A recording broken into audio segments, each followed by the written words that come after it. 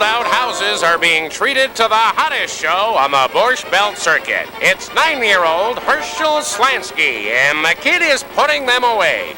A lot of people ask me why I'm in show business. You know what I tell them? Hey, I'm a kid. I don't know what the hell I'm doing. But I love my parents, I really do. They're in the iron and steel business. My mom irons, my dad steals. Look out, Martin. Look out, Lewis. This kid's headed for the top. Ladies and gentlemen, funny man, Bobby Bittman.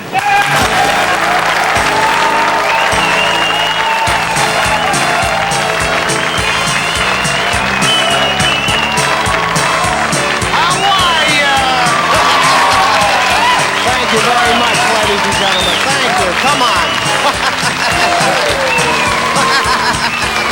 He started coming in for psychiatric sessions at the age of 13, I believe. He refused to be acknowledged as Herschel, only Bobby.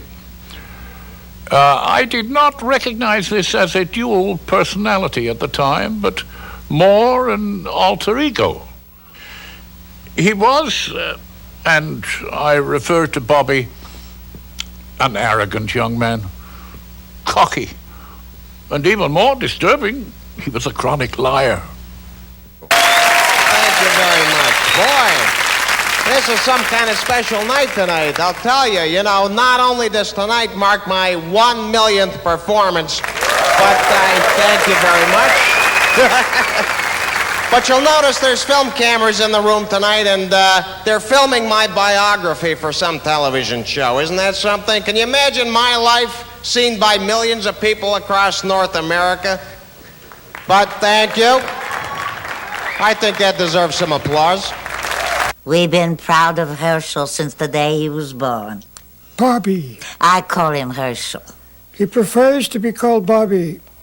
He's a good boy. He does everything for us. Everything. He sends us a sizable check once a month. Very substantial. And, what else, Sam? I think that's it. 1 million how are yous later, huh? Yeah, it's been a tough road, all right. It's been a tough road. I had to step on a lot of people to get here. No, I kid. He stepped on a lot of people. But that's just the way he was. He would do anything to get ahead in the business. He could really stick it to you. Really very, very cruel. He dumped on me, boy. But in its heyday, it was a good act. It eventually destroyed me, but I can't say it wasn't fun in the beginning.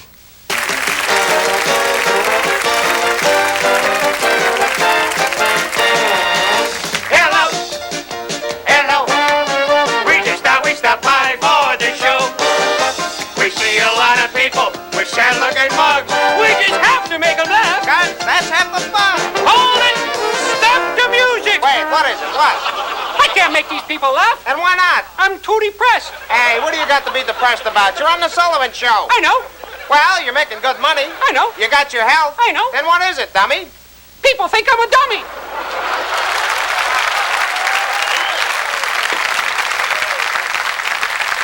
Thank you. Now, that's just not true. Yes, it is. Now, you listen to me. Just because you look like a dummy. Yes. And act like a dummy. Yes. Doesn't mean people think you're a dummy. Is that right? Of course that's right. Gee, I feel a lot better. Then let's finish the song. Okay. Dummy. People started calling me dummy. On the street, they'd recognize me, and instead of saying, "Hi, buddy," they'd say, "Hi, dummy." How you doing, dummy? Hey, there goes the dummy. I became the dummy. It affected my credibility as a person. It affected my family. kids started getting razzed. They stopped talking to me. I think they were just embarrassed. And then my health started slipping. He developed a heart condition. Well, I don't know if it had anything I know. So I finally went to Bobby and I asked him if it would be okay if we dropped the ventriloquist bit, and boy, he just went berserk. I can't honestly say he took it well. He said, "I'd rather lose you than the ventriloquist bit," which made no sense at all to me. And that was that. I never heard from him again. I love women. You know that? I really do. And if you don't believe me, I can show you some canceled alimony checks, because I got a stack of them. I'll tell you that. Now, I've had so many wedding nights, I could make a week out of them. Yeah, boy, I'll tell you. You know, the kids today, though, they got the right idea. You live with somebody before you get married, you know? It's, yeah, because, you know, that way you get to know them, there are no surprises, and you won't end up with your feet in cement at the bottom of the Hudson River. There were two real low points in Bobby's life. New Year's Eve, 1979, the night the me decade officially came to an end, and the day he married Carla Gambiani.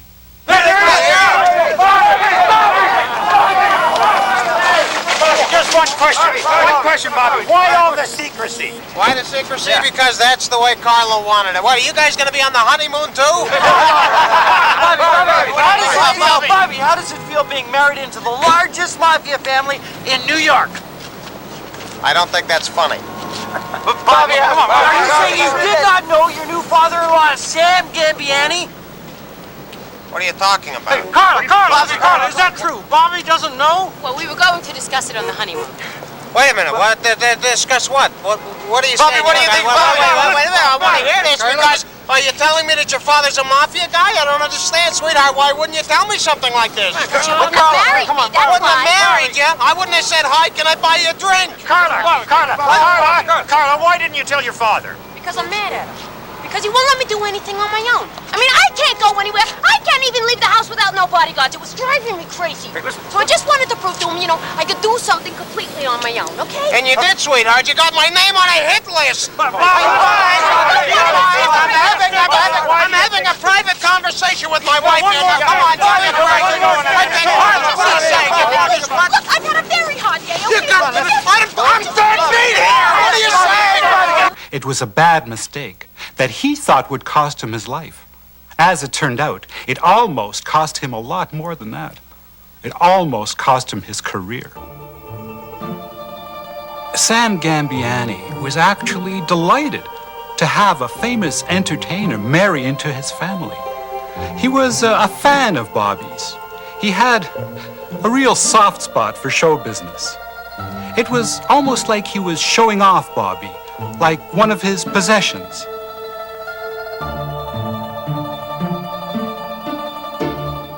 The shocking news about the whole Gambiani affair was the revelation that Carla was an aspiring actress and her brother Vincent was an aspiring writer. This got Bobby very nervous, especially when he saw the screenplay that Vincent wanted he and Carla to star in. It was a terribly written film called Passion Flower that should have ended up in a garbage can. But the old man was very excited about the package. Harry Goldberg was running the studio at that time. Mr. Gambiani flew out to Hollywood to try and convince Trident Pictures to make Passion Flower, written by his son Vincent, who worked in one of his canning plants, starring his daughter Carla and her husband Bobby Bittman. Mr. Goldberg thought the script was awful and told Mr. Gambiani that under no circumstances would his studio be pressured into making this picture. Shortly after Mr. Goldberg's death, I became head of the studio. And my first order of business was slating an immediate production date for Passion Flower. What are you doing out here? I'm trying to keep warm is what I'm doing. You forgot to pay the heat again.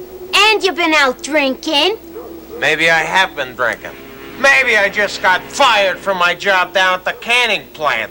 Maybe I just couldn't take it no more. So you lost your job. Well, talk about adding insult to injury. How do you think that makes me feel, Chad? You think I like this stuff? You think I like eating beans every night? You don't think that maybe I'd like to serve something fancy now and then, like some steak or some sturgeon or something? You don't think I hate what my life has become in the last 10 to 15 years? So it's my fault. You're the one who drinks your paycheck away. And now you lost your job! Blame everything on me. As if I'm responsible for the state of this stinking, rotten world. Now shut up, Chad. You shut up. No, you shut up. No, you shut up. I hate you. I hate you. I hate you. I love you.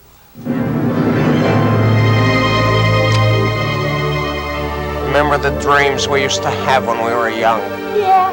Sailing off to some undiscovered island in the South Pacific. Completely deserted except for some friendly natives.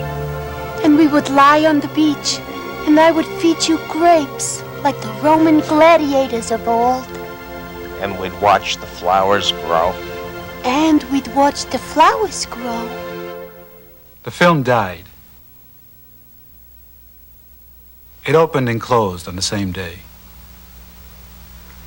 Carla left him.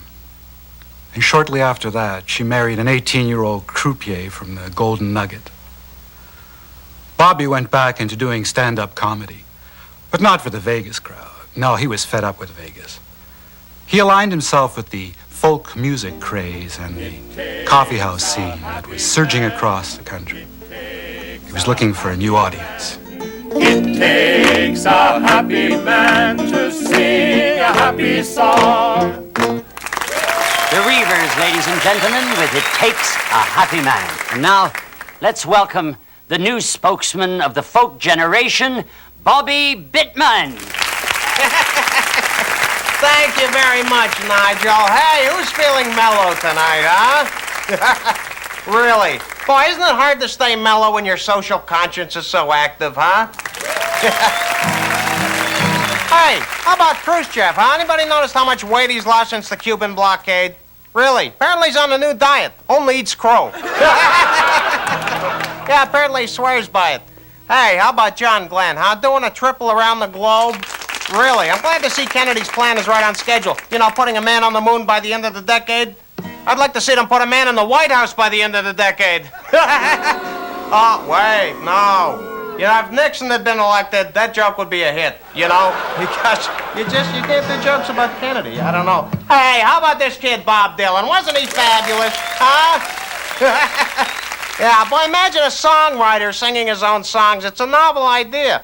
I got one piece of advice for Mr. Dylan, though. You know, it's one thing writing songs in the privacy of your own loft, but when you sing them in public, comb the hair, shave the fuzz, and cut the nails, because you won't get too far looking like that, I'll tell you.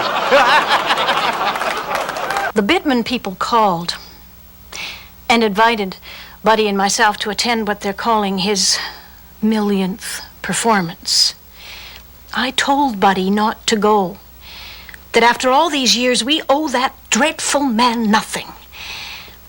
And I don't think his health could take it. But Buddy, being the kind, forgiving soul that he is, said we should go for old time's sake. For old time's sake. But I made one stipulation, that you not be introduced and no mention be made of your presence. I don't think his heart could take being in the spotlight again. Mr. Bittman agreed. Because I love people and I love chatting with people, and this looks like a good table. Hi, sweetheart, where are you from? I'm from Buffalo. Buffalo. I got relatives in Buffalo. I think they're dead. Then again, so's Buffalo, so I... No, it's a wonderful town, really. Ooh, jeez.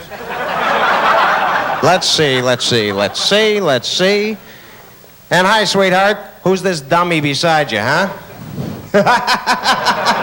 Ladies and gentlemen, I can't believe this man flew all the way in for my millionth performance tonight. Mr. Buddy Phelps, ladies and gentlemen. Buddy, come on up on stage. Come on. Come on. It'll be fun. Come on, buddy.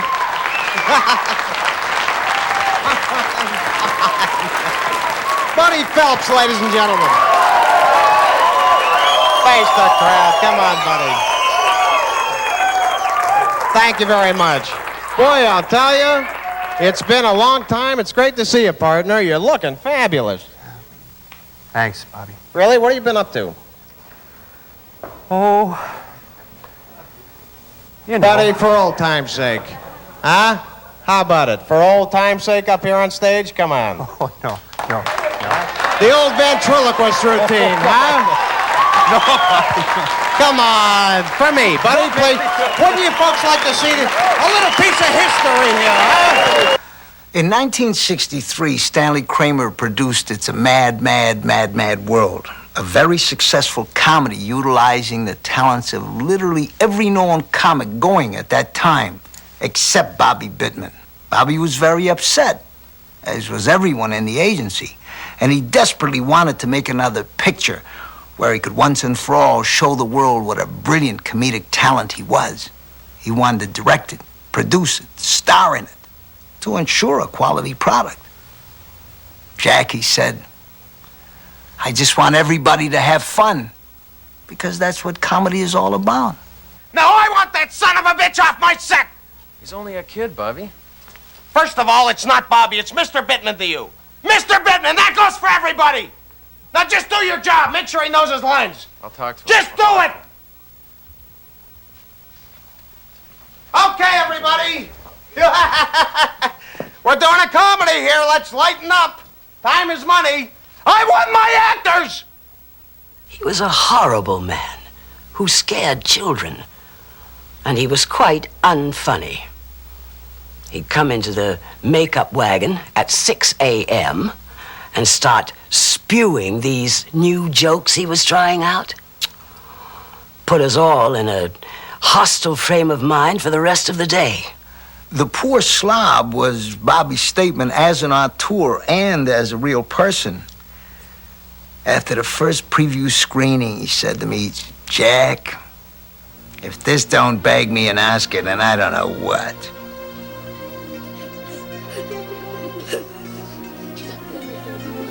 So you see, children, don't be sad. 'Cause up in heaven, there's lots of work for clowns.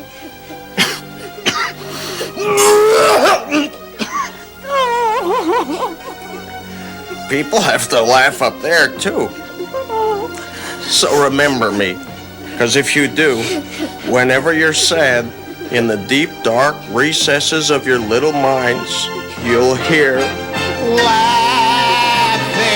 'cause a pie hit my face. You'll hear laughing 'cause I tripped on my lace. 'Cause a clown performs in a child's heart for a laugh, for a chuckle, and it's getting dark. Goodbye, don't cry. It's time to die.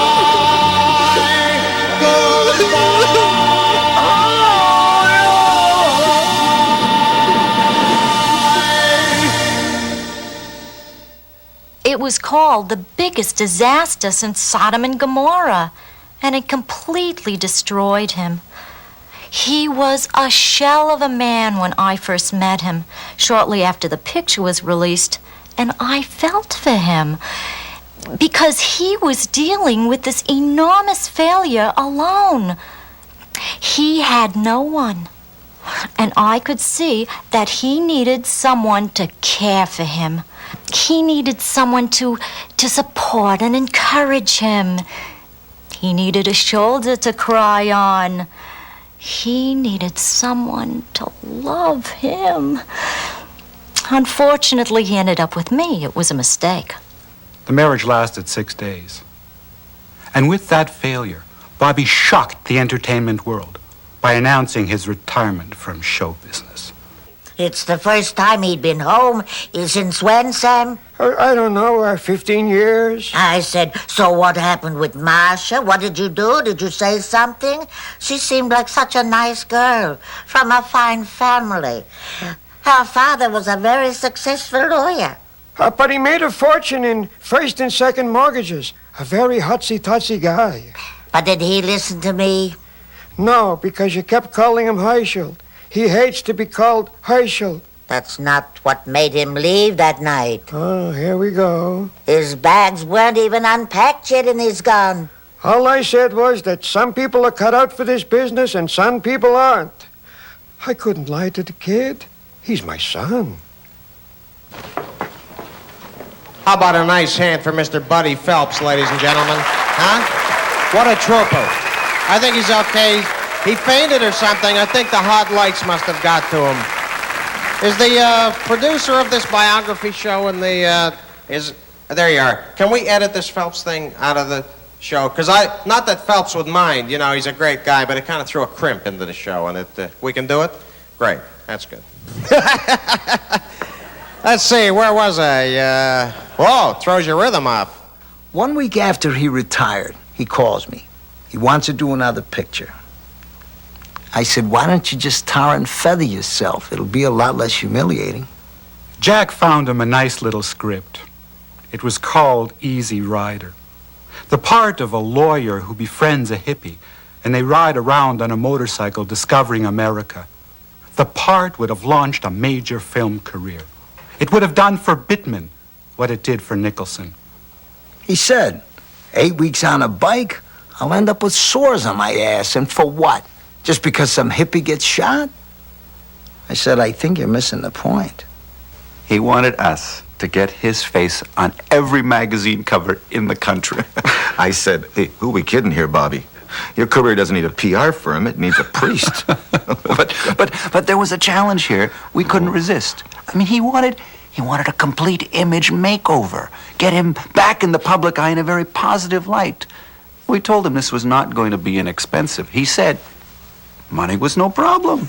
But we needed an angle, a hook. He tells us he's recently remarried, he has a new baby who's the love of his life. And we thought, what better angle than this? Perfect, A1. We got on the cover of every major magazine, including Time and Life. Time and Life. It was not easy. But we were proud of what we accomplished. But wait, here's the kicker, all right? We later find out he did not get remarried.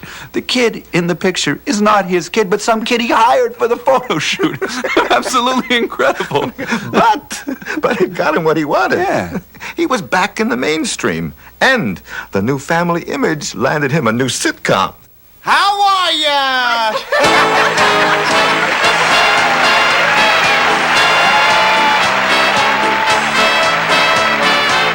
His demands were outrageous. He wanted complete creative control and a 26-show guarantee. No pilot. I said, Bobby, I'm an agent. I'm not a miracle worker. But the idea of using a real comic to play a character in the comedy business was appealing to the networks. And it certainly worked for Danny Thomas and Dick Van Dyke. They bought it. Okay, kids, time for bed. Over my dad, Bobby. All right, you two, come on over here. Sit down beside your old dad, huh? You know, I was so busy rewriting my monologue today, I didn't get a chance to tell you how proud I am of you two. You went to the doctor's today? You didn't even cry. No, it was easy. And he gave us a second everything. You see? Didn't I tell you it wouldn't be that bad? The guy ahead of us sure didn't like it. Why? What happened? We heard the doctor say, Mr. Jones, I just got your test results back. I have some good news and some bad news. And Mr. Jones said, what's the bad news? And the doctor said, you only have 1 week to live. And Mr. Jones said, what's the good news? And the doctor said, oh, you see that nurse over there? The one with the big jugs? I finally got in a sack last night. Oh, kids. Good night, everybody. It was the crudest display of bad taste I'd ever seen. Needless to say, they yanked the show immediately. But for Bittman, exposure on national television did exactly what he wanted it to do. The failing up syndrome that's so prevalent in the entertainment industry had worked again. He went back to headlining main rooms as a major star, and he's remained up there ever since. Thank you very much, ladies and gentlemen. Thank you very much.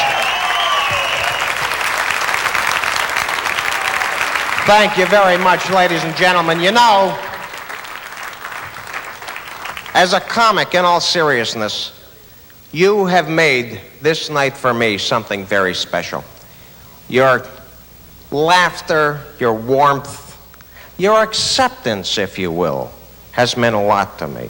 And if there's one thing I know, it's people. And I know that you have been touched by me tonight, and I, in return, have been touched by your response. And I'm humbled by it. And I thank you, and good night, and may God bless each and every one of you.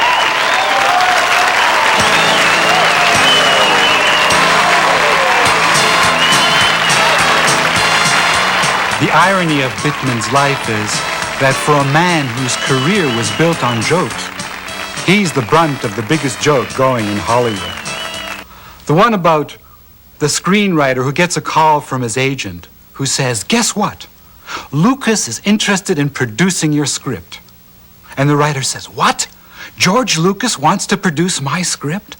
And the agent says, "No, not George Lucas, Sam Lucas. He's young, but he's got enthusiasm." "Oh, and Spielberg wants to direct your script." And the writer said, "Steven Spielberg wants to direct my script?" And the agent says, "Not Steven Spielberg, Stan Spielberg." "Oh, but he loves the project." "Oh, and De Niro wants the lead role." And the writer says, "Robert De Niro?" "No, not Robert De Niro, Ralph De Niro." "Oh, and Bittman has been signed for the support role." And the writer says, "Bobby Bittman?" And the agent says, "That's right."